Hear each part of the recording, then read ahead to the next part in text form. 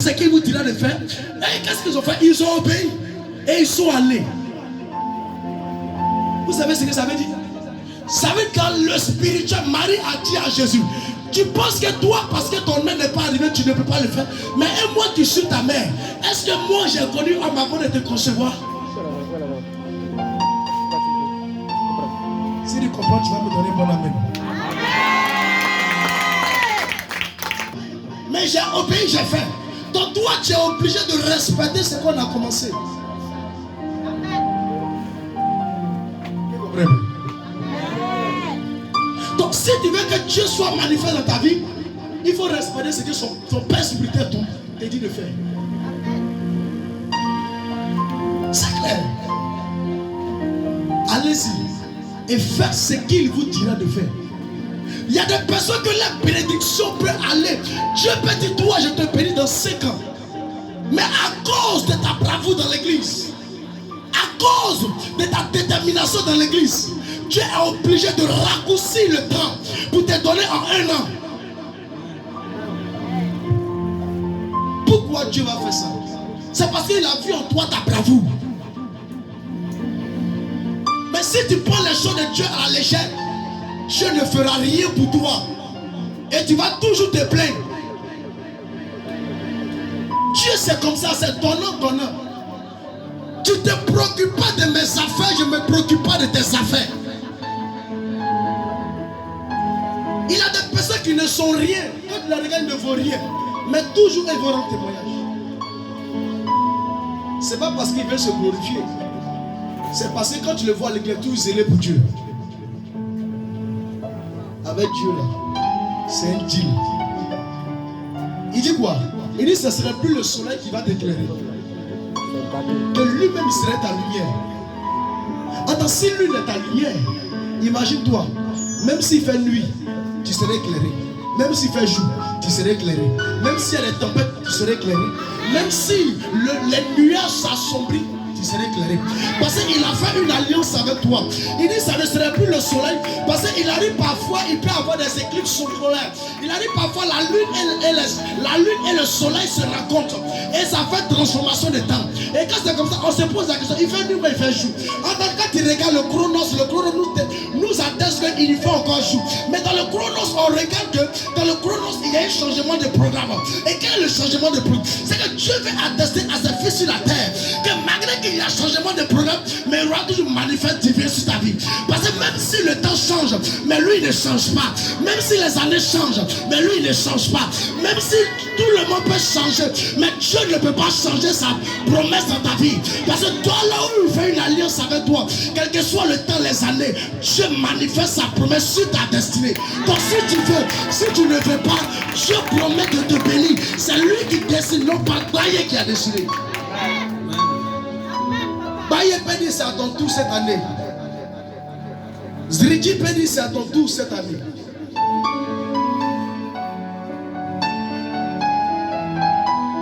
Mais l'Éternel dit mon fils, sois sans crainte. Ça ne serait pas ton tour. Tes ennemis seront les ennemis de ton ennemi.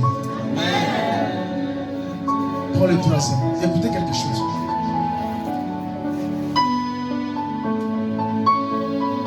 Zacharie, verset 2 à 3. Chapitre 2, verset 3 à 4. Vas-y.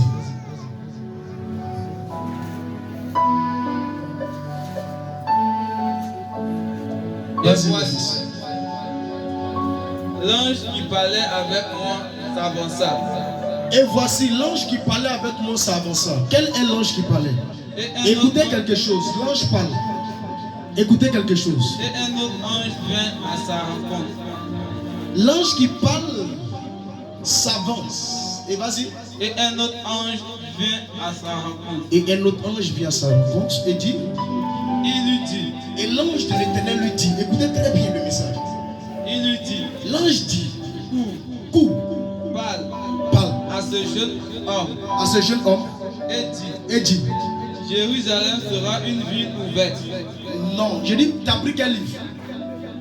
Zacharie. Et de quelle longueur elle doit être. Et voici. Zacharie chapitre 2, le verset 3 à 4. Et voici.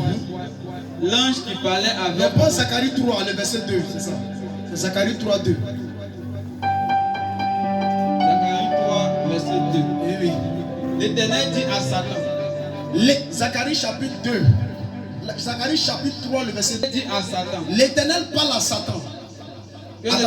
Attends, tout le monde connaît Satan. Hein? Tout le monde connaît Satan. Satan n'est pas camarade de Christ. N'est-ce pas? Quand le diable te dit là, tu cours pour aller chez Jésus rapidement.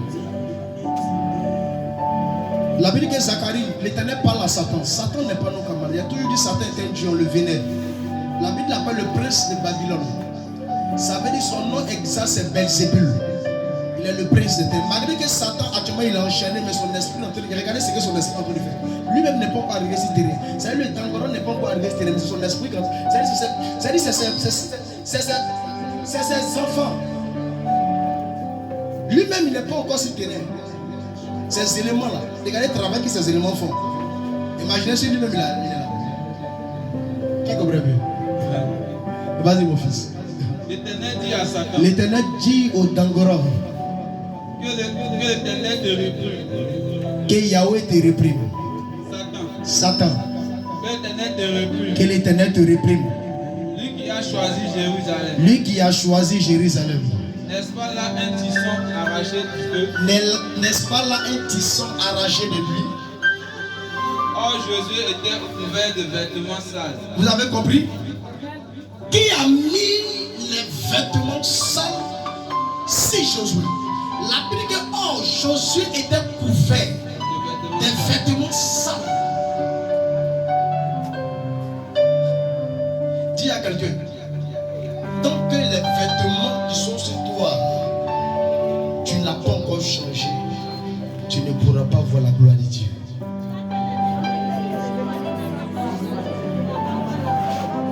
Dis à ton frère ou soit à ta soeur, tu dois changer tes vêtements. Pour voir la gloire de Dieu, tu dois changer tes vêtements.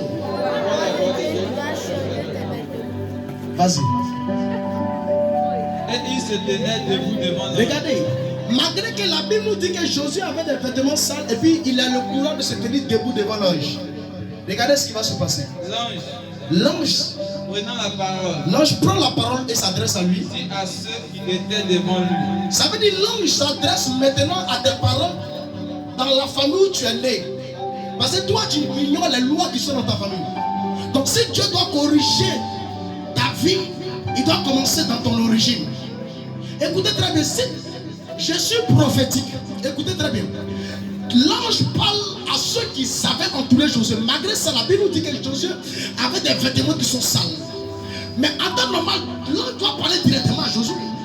Mais la Bible dit que l'ange ne parle pas à lui qui a porté les vêtements. Mais l'ange parle à ceux qui entourent Josué. Et regardez ce qu'il lui dit. Ôtez-lui les vêtements sales. Vous avez compris?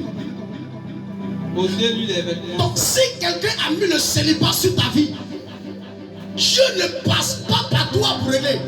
Il s'adresse directement à la personne qui a fait l'erreur. Il dit arrête ce que tu as fait sur elle. C'est pourquoi quand tu veux détruire une nation, on frappe les élites. Lorsque les élites sont frappées, tous les soldats vont répliquer. Donc la Bible nous dit que l'ange veut s'adresser à Josué. Ça veut dire l'ange veut apporter un revêtement nouveau. Donc il ne s'adresse pas à celui à qui il est sorti de cette famille. Parce que lui, il ne connaît pas les lois qui sont dans sa famille. Donc l'ange s'adresse directement à son origine. Il dit, ôtez-moi ces vêtements sales. C'est un ordre qu'on ne discute pas. Lorsqu'ils ont écrit ton nom sur la liste et qu'ils ont levé la machette contre toi, l'Éternel s'adresse à eux. Il dit, tu t'amuses, tu meurs. Tu t'amuses de la toucher, tu seras frappé. Regardez ce qui va se passer, continue. Puis il dit à Josué. Maintenant, quand il a fini de leur parler, il revient maintenant à son fils. Et qu'est-ce qu'il dit? Vois. Je t'enlève ton iniquité. Tu as vu maintenant? Ça veut dire que quand l'ange s'est présenté, il n'a pas causé avec Josué. Parce qu'il savait de quoi Josué souffrait. Quand le Seigneur nous regarde, il sait qu'est-ce que tu as besoin. C'est pourquoi j'ai toujours dit, il n'y a pas d'un hasard dans ce pays. Si ton foyer ne va pas et que le Seigneur veut faire miséricorde, il ne s'adressera pas à toi. Il va directement sur l'autel où ils ont enterré ton foyer. Et il dira à ceux qui veillent sur cette loi, libérez son foyer. Libérez son travail que vous avez enterré. Libérez sa santé. Parce que depuis longtemps, elle ne marche pas, elle souffre, ça ne va pas. Donc Dieu ne se réfugie pas à toi, il va sur l'autel de ta maison. Et il parle au gardien de la loi. Il dit de grâce, libérez son foyer. C'est un ordre qu'on ne discute pas. On ne discute pas. Et la Bible nous dit que quand Dieu finit de livrer l'ordre, c'est là maintenant il s'adresse maintenant à Josué. Il dit quoi? Qu'est-ce qu'il dit? Il dit foi. Je t'enlève l'iniquité. Vous avez vu? Et je te révèle d'habits de fête. Vous avez vu? Il dit je t'enlève ton iniquité. C'est pas ça? Ton iniquité. En d'autres termes, j'ai toujours dit ici une fois que le péché, le problème de aujourd'hui de nos vies là, ce n'est pas le péché. Parce que le péché, quand tu poses un acte, tu demandes pardon au Seigneur, le Seigneur est miséricorde de nous pardonner. Mais le problème de nos vies là, c'est l'iniquité. L'iniquité, c'est un péché générationnel. Ça veut dire que c'est un péché qui se transmet de génération en génération dans le sang et de ton ADN parmi tes parents, sur les 4e génération. Donc si le père a été menteur, voleur, toi tu le seras. Si le père n'a pas travaillé, tu ne peux pas gagner travail.